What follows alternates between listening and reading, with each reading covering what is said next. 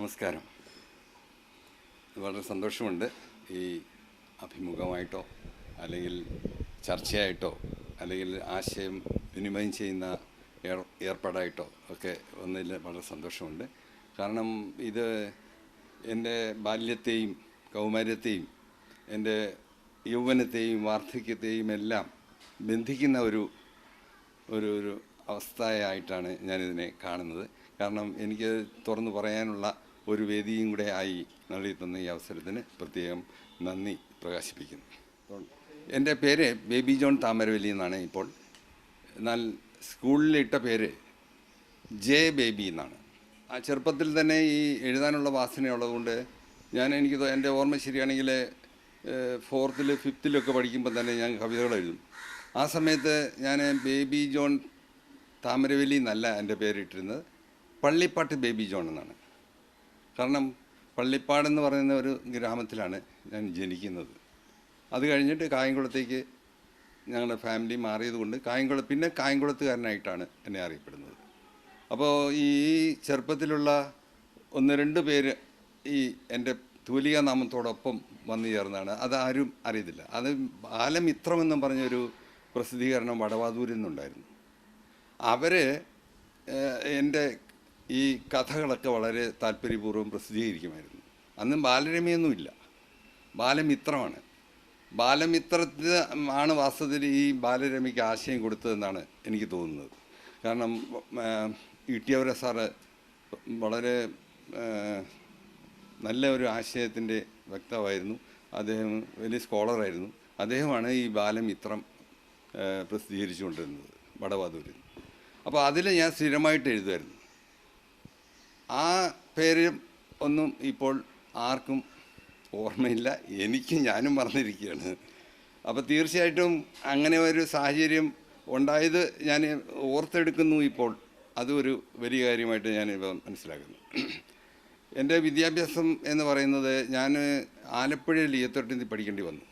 അത് പഠിക്കാൻ കാരണം എൻ്റെ ജ്യേഷ്ഠന്മാരുടെ അധീനതയിൽ. എനിക്ക് 2 വയസ്സുള്ളപ്പോൾ എൻ്റെ ഫാദർ മരിച്ചതാണ്, അപ്പൻ മരിച്ചതാണ്. പിന്നെ എൻ്റെ ജ്യേഷ്ഠന്മാരുടെ നിയന്ത്രണത്തിലും അവരുടെ ആശ്രയത്തിലുമാണ് ഞാൻ വളർന്നത്. ഞങ്ങൾ 4 മൊത്തം 2 ജ്യേഷ്ഠന്മാരും ഒരു സഹോദരിയും ഞാനും ആണ് ഞങ്ങളുടെ അന്നത്തെ കുടുംബം. അമ്മയും. തീർച്ചയായിട്ടും ആലപ്പുഴ പട്ടണത്തിലെ ജീവിതം ഒരു വലിയ സംഭവമായിട്ട്, ഒരു വലിയ സ്രോതസ്സായിട്ട് എനിക്കിപ്പോഴും ഓർക്കാൻ കഴിയുന്നുണ്ട്. കാരണം ലീത്തോട്ടത്തിലാണ് പഠിച്ചത്. അപ്പോൾ പ്രൈമറി സ്കൂളിൽ അവിടെയായിരുന്നു, മിഡിൽ സ്കൂളിൽ, ഹൈസ്കൂളിൽ അവിടെ തന്നെയായിരുന്നു. പക്ഷേ ഹൈസ്കൂളിൽ 4th സ്റ്റാൻഡേർഡ് കഴിഞ്ഞപ്പോഴത്തേക്ക്, അന്ന് 8ാം സ്റ്റാൻഡേർഡ് എന്ന് പറയും. 8ാം സ്റ്റാൻഡേർഡ് വന്നപ്പോഴത്തേക്ക് ഞങ്ങളുടെ കുടുംബത്തിൽ ഒരു ചെറിയ പ്രതിസന്ധിയൊക്കെ നേരിട്ടുകൊണ്ട് എനിക്ക് മുമ്പോട്ട് പഠിക്കാനായിട്ടുള്ള ഒരു അവസരം നഷ്ടപ്പെട്ടു. അപ്പോൾ ഇവിടെ എൻ്റെ ജ്യേഷ്ഠന്മാർ വളരെയധികം പ്രമുഖരായിട്ടുള്ള ആളുകളായിരുന്നു. അവർ കഥാപ്രസംഗം നടത്തുന്ന ആളുകളുണ്ട്, വലിയ തത്വചിന്തയും മറ്റൊക്കെ ആയിട്ട് ചിന്തിക്കുകയും പ്രവർത്തിക്കുകയൊക്കെ ചെയ്യുന്ന ആളുകളുണ്ട്. 2 പേരിൽ വളരെ പ്രമുഖരായിട്ടുള്ള ആളുകളാണ്. പക്ഷേ എന്നിരുന്നാലും സാമ്പത്തികമായിട്ടുള്ള ഈ പരാധീനത കൊണ്ട് എൻ്റെ പഠിത്തം മുമ്പോട്ട് കൊണ്ടുപോകാനായിട്ടുള്ള സാധ്യത ഇല്ലാതെ വന്നു. പക്ഷേ അവരുടെ ചിന്തയിൽ എൻ്റെ ജ്യേഷ്ഠൻ്റെ ഒരു ബന്ധത്തിൽ ഒരു ആശ്രമം കോട്ടയത്ത് മാങ്ങാനത്ത് ഒരു ആശ്രമമുണ്ട്. അവിടെ ഞാൻ പോയി പഠിക്കാം, അത് നല്ലതാണ് എന്നുള്ള ഒരു ചിന്തയിൽ അവിടെ ഭാഗ്യത്തിന് എനിക്ക് അവിടെ പോകാനും അവിടെ പഠിക്കാനും സാധിച്ചു ആശ്രമത്തിൽ. ഈ ആശ്രമം എന്ന് പറയുമ്പോൾ ആശ്രമം ഒരു വലിയ സ്ഥാപനമാണ്, ഒരു ഇൻ്റർനാഷണൽ സ്ഥാപനമാണ്. അവിടുത്തെ ഒരു ശിക്ഷണവും അവിടുത്തെ വളർച്ചയും അവിടുത്തെ ആ സമീപനവും ഒക്കെയാണ് വാസ്തവത്തിൽ എന്നെ ഒരു ആളത്തപരമായിട്ട് ഈ നിലയിലാക്കിയത് എന്ന് ഞാൻ വിശ്വസിക്കുന്നു. അപ്പോൾ ഞാൻ 8ാം സ്റ്റാൻഡേർഡിലും മാങ്ങാനത്ത് സമീപമുള്ള പുതുപ്പള്ളിയിലെ സെൻറ്റ് ജോർജ് ഹൈസ്കൂളിലാണ് ഞാൻ പഠിക്കുന്നത്. അവിടുത്തെ പഠിത്തത്തിൽ കുറച്ച് സുഹൃത്തുക്കളൊക്കെ ഉണ്ടായിരുന്നു, മറന്നുപോയി, ആരൊക്കെയാണെന്ന് ഓർക്കുന്നില്ല. പക്ഷേ നമ്മുടെ ചീഫ് മിനിസ്റ്ററായിരിക്കുന്ന ഉമ്മൻചാണ്ടിയും ഞാനും ഒക്കെ ഒന്നിച്ച് പഠിച്ചതാണ്. ആ ഒരു ഓർമ്മയുണ്ട്. പിന്നെ ഒരു ഡോക്ടർ TM എബ്രഹാം ഉണ്ട്. അവരെ മാത്രമേ ആ ബന്ധത്തിൽ ഓർക്കുന്നുള്ളൂ. പിന്നെ ഈ ആശ്രമത്തിലെ ജീവിതം എനിക്ക് ഒരുപാട് ധന്യത ഉണ്ടാക്കി തന്നത്, അത് പറയുകയാണെങ്കിൽ എല്ലാം വലിയ വലിയ ആൾക്കാരാണ് അവിടെ വരുന്നത്. വളരെ നല്ല സ്കോളേഴ്സായിട്ടുള്ള ആളുകൾ. അവരോടൊക്കെ മിങ്കിൾ ചെയ്യാനും അവരോടൊക്കെ സംവദിക്കാനും ഒക്കെ ഉള്ള അവസരം കിട്ടിയതാണ് എൻ്റെ ഒരു ഭാഗ്യമായിട്ട് ഞാൻ കാണുന്നു. മാത്രമല്ല ഞാൻ ചെറുപ്പത്തിലെ ഈ സംഗീതമായിട്ട് ഇച്ചിരി വാസനയുണ്ടെന്ന് ആ സ്ഥാപനം മനസ്സിലാക്കി എന്നെ സംഗീതം പഠിക്കാനായിട്ട് പ്രത്യേകമായിട്ട് വിടുകയും ചെയ്തു. അങ്ങനെ ഒരു കലാക്ഷേത്രം മാത്യു സാറിൻ്റെ ശിക്ഷണത്തിലാണ് കുറച്ച് നാൾ കർണാട്ടിക് മ്യൂസിക് ഞാൻ പഠിച്ചത്. അപ്പോൾ അത് എൻ്റെ ബാല്യകാലത്തിലെ ആ ഒരു സംഭവം ഇതിങ്ങനെ കിടക്കുകയാണ്. അതുകൊണ്ട് ഏത് സമയത്തും സംഗീതം ഇങ്ങനെ എൻ്റെ ഹൃദയത്തിൽ ഇങ്ങനെ അലയടിച്ചുകൊണ്ടിരിക്കുന്നു എന്നാണ് ഞാൻ വിശ്വസിക്കുന്നത്. തീർച്ചയായിട്ടും ഇതെല്ലാം ഞാൻ പറയുന്നത് മറ്റുള്ള ആളുകൾക്ക് കൂടെ ഒരു പ്രചോദനം ഉണ്ടാകണം എന്ന് ഉദ്ദേശിച്ച് തന്നെയാണ്. കാരണം എന്താ വെച്ചാൽ ഞാൻ ഒരു ആശ്രമ ജീവിതം എന്ന് പറയുന്ന ഒരു അനാഥനായിട്ടുള്ള ഒരു അവസ്ഥയാണ് എന്നെ അതിൻ്റെ ഒരു അവസ്ഥ. പക്ഷേ അവിടെയും എനിക്ക് എൻ്റെ പ്രത്യേകമായ ഉദ്ദേശത്തോടുകൂടിയാണ് ഒരു ലക്ഷ്യമുണ്ട് എനിക്ക് എന്നുള്ള ബോധം ചെറുപ്പം മുതലേ ഉണ്ടായിരുന്നുകൊണ്ടാണ് പിന്നെയും കൂടുതലായിട്ട് പ്രവർത്തിക്കാനും അതുപോലെ തന്നെ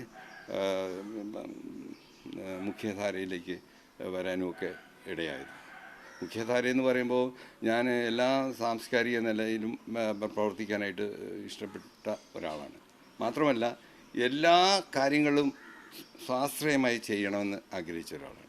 അപ്പോൾ എനിക്ക് എല്ലാ മേഖലകളും ഒരു വിധത്തിൽ പറയുകയാണെങ്കിൽ അറിയാം. ഇപ്പോൾ എൻജിനീയറിങ്ങിന് അറിയാം, മെഡിക്കൽ ലൈൻ അറിയാം. മെഡിക്കൽ ലൈനിലെ ഒരു 10-30 വർഷം ഞാൻ മെഡിക്കൽ റെപ്രസെൻറ്റേറ്റീവായിട്ടും ഏരിയ മാനേജറുമായിട്ടൊക്കെ തന്നെ വർക്ക് ചെയ്തിട്ടുണ്ട്. അപ്പോൾ അതിൻ്റെ ഒരു വലിയ ഒരു സ്രോതസ് എൻ്റെ സാഹചര്യത്തിലുണ്ട്.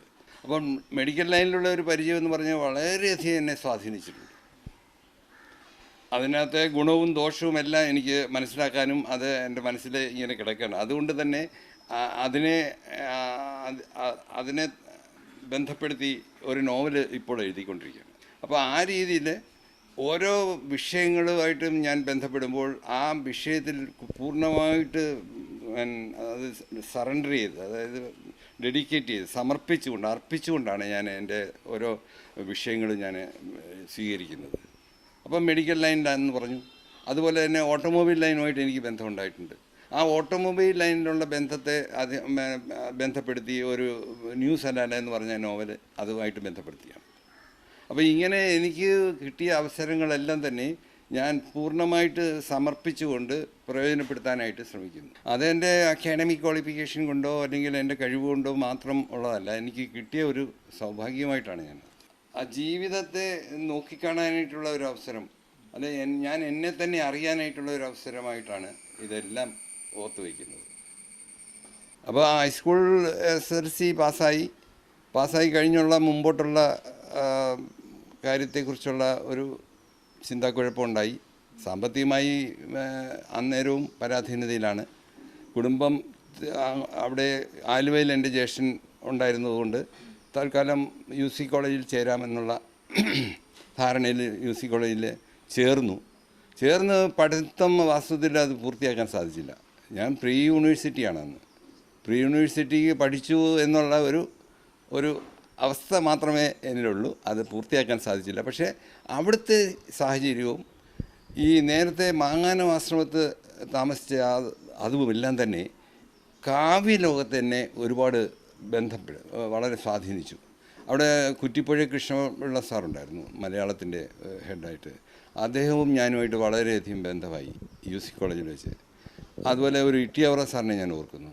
അവരെല്ലാം എനിക്ക് ഒരുപാട് സഹായങ്ങൾ ചെയ്തിട്ടുണ്ട്. ഞാൻ കവിതകൾ എഴുതുമ്പോൾ അതിനെ തെറ്റ് തിരുത്തുക, അതുപോലുള്ള കാര്യം. അപ്പം ഈ മാങ്ങാനം ആശ്രമത്തെ സംബന്ധിച്ചിടത്തോളം വളരെ സുന്ദരമായ ഒരു ഭൂപ്രകൃതിയാണ് അവിടുത്തെ. അത് ചക്രവാളം മൊത്തം കാണാം, ഒരു കുന്നുംപുറമാണ്. അപ്പോൾ അത് എന്നെ സാധിച്ചു. അതുപോലെ തന്നെ UC കോളേജിലും വളരെയധികം സുന്ദരമായ ഒരു അറ്റ്മോസ്ഫിയർ. ഇതെല്ലാമാണ് വാസ്തവത്തിൽ ഈ കവിത ആയിട്ട് എൻ്റെ ഹൃദയത്തിലേക്ക് കടന്നു വരുന്ന ഭൂപ്രകൃതിയും പ്രകൃതി സൗന്ദര്യമൊക്കെ. അപ്പോൾ ആലുവയിലെ എൻ്റെ ജീവിതത്തിലെ ഒരു യൗവനത്തിലേക്ക് കടക്കുന്ന ഒരു അവസരമാണ് ഉണ്ടായത്. അവിടെ എനിക്കൊരുപാട് ബന്ധങ്ങൾ, ഈ കലാരംഗത്തുള്ള ആളുകളുമായിട്ടുള്ള ഒരുപാട് ബന്ധങ്ങൾ ഉണ്ടാകാൻ സാധിച്ചു. കാരണം അവിടെ തോട്ടുമുഖത്ത് ഒരു പത്രം ഉണ്ടായിരുന്നു. അതുപോലെ പൗരകാഹളം എന്ന് പറഞ്ഞിട്ട് ഒരു ഈവനിങ് എഡിഷൻ ഉണ്ടായിരുന്നു. ചുരുക്കത്തിൽ ആ ഈവനിങ് എഡിഷനിൽ ഞാൻ പ്രവർത്തിക്കേണ്ടതായിട്ട് വന്നു. ഞാൻ സബ് എഡിറ്ററായിട്ട് അവിടെ ആ പത്രത്തിൽ തന്നെയാണ് ആദ്യം. അതിൽ ഞാൻ പത്രോത്ഭവൻ എന്ന് പറഞ്ഞിട്ടുള്ള ഒരു പങ്ക്തി സ്ഥിരമായിട്ട് എഴുതുമായിരുന്നു. അത് പത്രാധിപക്കുറിപ്പിന് സമീപമായിട്ടുള്ള ഒരു പാർശ്വ ഉണ്ട്. ആ ആ ആ സംഗതി യഥാർത്ഥത്തിൽ നമ്മുടെ സമൂഹത്തിലുള്ള ചില പുഴുക്കുത്തുകൾ, അതുപോലുള്ള അഴിമതികൾ, ഇതെല്ലാം ഹൈലൈറ്റ് ചെയ്യാനായിട്ടുള്ള ഒരു അവസരമായിട്ടാണ് ഈ പത്രോത്ഭവൻ എന്നുള്ള പേരിട്ട് വിട്ടത്. പത്രത്തിൽ നിന്ന് ഉത്ഭവിച്ച എന്നുള്ള അർത്ഥത്തിലായിരിക്കും അങ്ങനെ ഇടാൻ എനിക്ക് തോന്നിയത്. ഏതായാലും അത് കുറച്ച് നാളുണ്ടായിരുന്നു. അത് കഴിഞ്ഞിട്ട് പിന്നെ ഈ കലാരംഗം എന്ന് പറയുന്നത് ഒരു സാമ്പത്തികമായ മുന്നേറ്റം അന്നൊന്നും ഇല്ല. അന്ന് ഒരു കലയ്ക്കൊന്നും വലിയ സാമ്പത്തിക വരുമാന സ്രോതസ്സില്ല. അതുകൊണ്ട് എൻ്റെ ജീവിതത്തെ കുറച്ചുകൂടെ ഒന്ന് കരുപ്പിടിപ്പിക്കണം എന്നുള്ള രീതിയിൽ ഞാൻ പ്രൊഫഷണലായിട്ടുള്ള ഒരു ശ്രമം നടത്തി. അതിൽ ആദ്യമായിട്ട് എനിക്ക് കിട്ടിയത് ഒരു ജോലി എന്ന് പറയുന്നത് മെഡിക്കൽ റെപ്രസെൻറ്റേറ്റീവായിട്ട് തന്നെയാണ്. അപ്പോൾ മെഡിക്കൽ ലൈനിൽ ഉള്ള എൻ്റെ ജോലി, ഞാൻ ആ സമയത്തും കലയെ ഉപേക്ഷിച്ചു എന്ന് എനിക്ക് പറയാൻ പറ്റില്ല. കാരണം ആ സമയത്തും എന്നിൽ ഈ താളവും മേളവും സംഗീതവും അതുപോലെ തന്നെ രചനാത്മക അതുമെല്ലാം മനസ്സിലുണ്ട്. അത് പക്ഷേ ഈ ജീവിതത്തിൻ്റെ ആ ഒരു തത്രപ്പാടിൽ കുറച്ചൊക്കെ ഒന്ന് മാറ്റിവെച്ചു എന്ന് വേണമെങ്കിൽ പറയാം. കാരണം അത് തുറന്ന മനസ്സോടുകൂടി പറയാണ്, കുറച്ച് മാറ്റിവെക്കേണ്ടി വന്നു ആ സാഹചര്യത്തിൽ.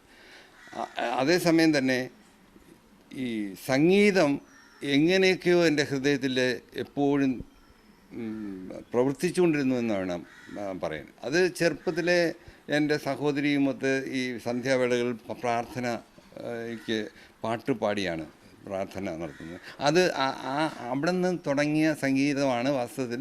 പിന്നെ ഒരു സംഗീതത്തിനൊരു ഒരു ശാസ്ത്രീയ വശം കിട്ടി.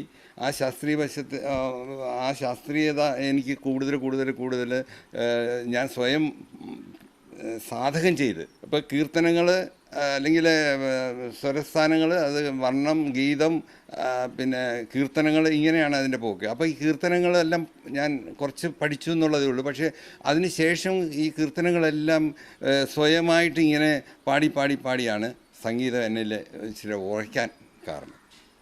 അപ്പോൾ ഇപ്പോൾ എനിക്ക് ഉറച്ചിട്ടുണ്ട്. ഈ 72 മേളകർത്ത രാഗങ്ങളാണ് സംഗീത ആചാര്യന്മാർ പറഞ്ഞിരിക്കുന്നത്. ഈ 72 മേളകർത്ത രാഗങ്ങളും അതിൻ്റെ റൂട്ട് എൻ്റെ ഹൃദയത്തിലുണ്ട്. മാത്രമല്ല ഈ റൂട്ട് എളുപ്പം മനസ്സിലാക്കാൻ വേണ്ടി ഞാനൊരു പുതിയ പദ്ധതി തന്നെ ഇപ്പോൾ എൻ്റെ ഭാരതീയ സംഗീതത്തിൻ്റെ ഭാവി എന്നുള്ള ഒരു പുസ്തകത്തിനകത്ത് ഇത് വിവരിച്ചിട്ടുണ്ട്. പുതിയ ഒരു പാഠ്യപദ്ധതിയായിട്ട് തന്നെ, അത് എളുപ്പം പഠിക്കാനുള്ള പാഠ്യപദ്ധതി. അത് എൻ്റെ ചെറിയ ബുദ്ധിയിൽ ഞാൻ രൂപരേഖ ചെയ്തതാണ്.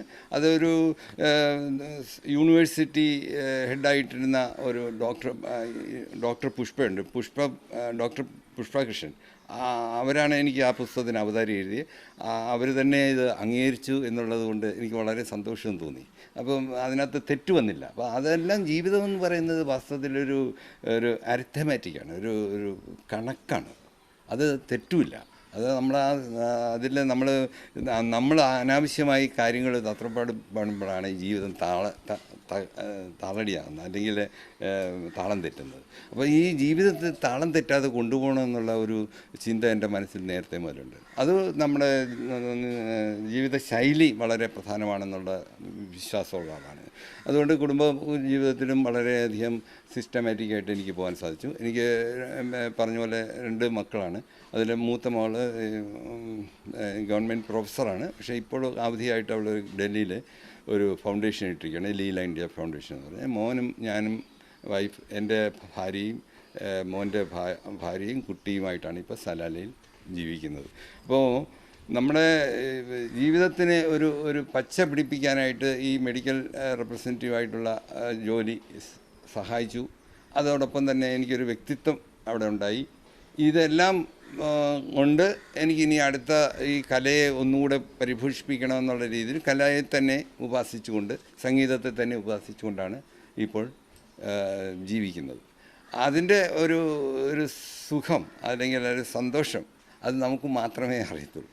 അത് ആ ഒരു നിർവൃതിയിലാണ് ഞാനിപ്പോഴുള്ളത്. അതുകൊണ്ട് എഴുത്തിനെ സംബന്ധിച്ചിടത്തോളം എഴുത്ത് എന്ന് പറയുന്നത് വെറുതെ എഴുതി പോവുകയല്ല, നമുക്കൊരു ലക്ഷ്യം ഉണ്ടായിരിക്കണം. എഴുത്തിനൊരു ലക്ഷ്യമില്ലാതെ എഴുതിയിട്ട് കാര്യമുണ്ടല്ലോ. അപ്പോൾ ആ ലക്ഷ്യബോധം എന്ന് പറയുന്നത് നമ്മുടെ ധർമ്മസ്ഥാപനത്തിന് അല്ലെങ്കിൽ ധർമ്മസ്ഥാപനത്തിന് പ്രധാനമായിട്ട് നമ്മളെ ഉപദേശിച്ചിരിക്കുന്ന അത് നമ്മൾ പ്രയോജനപ്പെടുത്തണമെന്നുള്ളതാണ് എനിക്ക് വിനീതമായിട്ട് പറയാനുള്ളത്.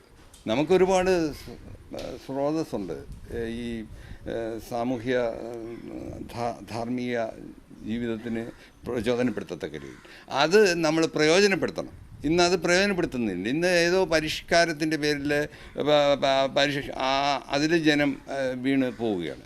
അപ്പോൾ സംസ്കാരം എന്ന് പറയുന്നത് വാസ്തവത്തിൽ ഇപ്പോൾ പരിഷ്കാരമായിട്ട് തീർന്നതുകൊണ്ടാണ് ഈ അപജയത്തിന് കാരണമെന്നാണ് എനിക്ക് തോന്നുന്നത്. അപ്പോൾ പ്രകൃതിയും ഞാനും ഒന്നാണെന്നുള്ള ഒരു ബോധം എൻ്റെ ജീവിതത്തിൽ എനിക്ക് കിട്ടിയ ഒരു വലിയ നേട്ടമായിട്ടാണ് ഞാൻ കാണുന്നത്.